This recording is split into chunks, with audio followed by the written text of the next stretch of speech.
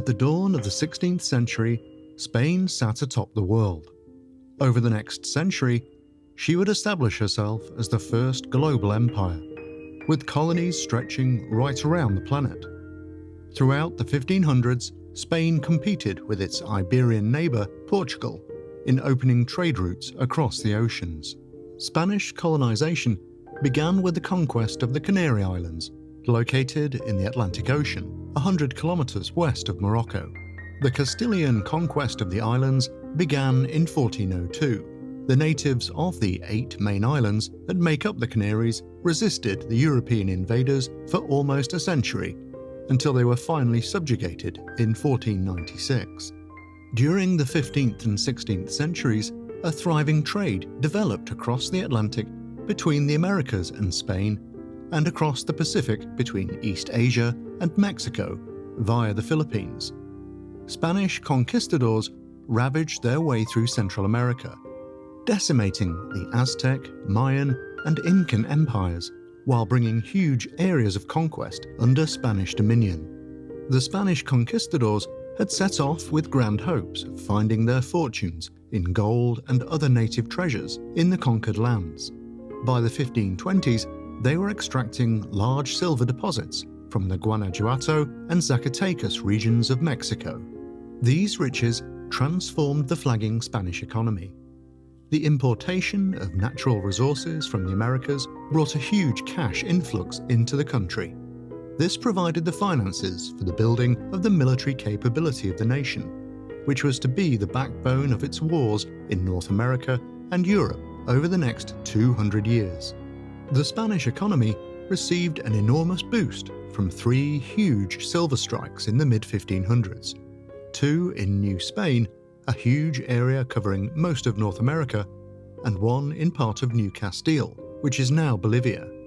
The prospect of easy riches attracted new settlers, and as fleets sailed eastward laden with silver, others sailed westward with wave after wave of immigrants.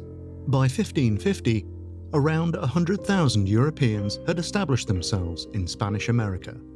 In principle, the native peoples of America were regarded as free subjects of Spain. The repartimiento system was adopted to release them from all obligations to the Spanish settlers, except to pay tribute in the form of local produce and precious metals. The Spanish Church also set about converting the native people. The early missionaries, most of whom were Franciscan, Dominican, and Augustan friars, believed that among the Aztecs and the Incas, they would be able to establish a church as pure and simple as the one that first followed Christ. One missionary, Vasco de Quiroga, even set up communities that were modelled on the ideal society in Sir Thomas More's Utopia. But good intentions and new laws were not easy to put into effect in a tough young society nearly 5,000 kilometres away from the mother country. Most of the Spanish settlers were convinced of their racial superiority and had few qualms about mistreating the natives assigned to their custody. The missionaries began to realise that the number of their conversions was not necessarily a measure of success. Many of the local people kept up the practices of their earlier religions in secret, and few were convinced of the virtue of monogamy. Neither church nor state could protect their charges from the most damaging consequences of thousands of years of isolation. Lacking immunity to smallpox and other diseases such as measles and influenza, which were common childhood ailments of Europe and Africa, the people of Mexico and Peru succumbed in their hundreds of thousands. Between the landing of the conquistadors and 1570, the population of what is now Mexico may have fallen from 25 million to 2.65 million, and the population of Peru from around 9 million to 1.3 million. The transfer of infection was not all one way, however. The local women gave the Spaniards syphilis, a disease unknown in the Old World until 1493. By the end of the 16th century, there were parts of Europe where it had spread to epidemic proportions. While colonial societies were evolving in Mexico and Peru, the extent of the Spanish Empire grew steadily. In some regions, the fighting between Spaniards and the native populations went on for decades, and the last Inca stronghold at Vilcabamba in Peru did not fall until 1572.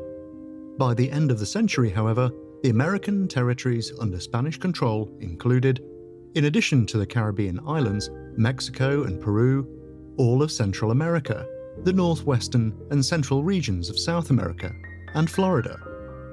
The Philippines were occupied around 1570, and when Spain became linked to Portugal in 1580, she also gained control over Portuguese settlements in Brazil, East and West Africa, the East Indies, the Persian Gulf, and on the west coast of India. This was the first empire upon which the sun never set. The reasons for the remarkable military success of the Spanish forces were many, not least being the vulnerability of the Indians to imported diseases and the superiority of Spanish weapons. The conquistadors themselves placed a lot of the credit for their success on the use of the horse, which was unknown to the native peoples. In addition, the native legends concerning the return of their ancient gods worked in the Spaniards' favor. The ingrained beliefs of the American peoples that all events had a supernatural cause and that the arrival of the invaders was divinely ordained induced a fatalism and resignation that sapped their will to resist. But all such advantages might have accounted to nothing were it not for the desperate courage of men who, marooned in an alien continent and facing seemingly impossible odds, had nothing to lose but their lives and everything to gain. And yet one thing motivated them above all else. Hernan Cortes was quoted as saying, "My companions and I suffer from a sickness of the soul, which can only be cured with gold." If you enjoyed this video, hit the like button and subscribe. If you have any other suggestions for future topics you'd like us to cover, please leave a comment below. And we'll see you next time on History Junkie.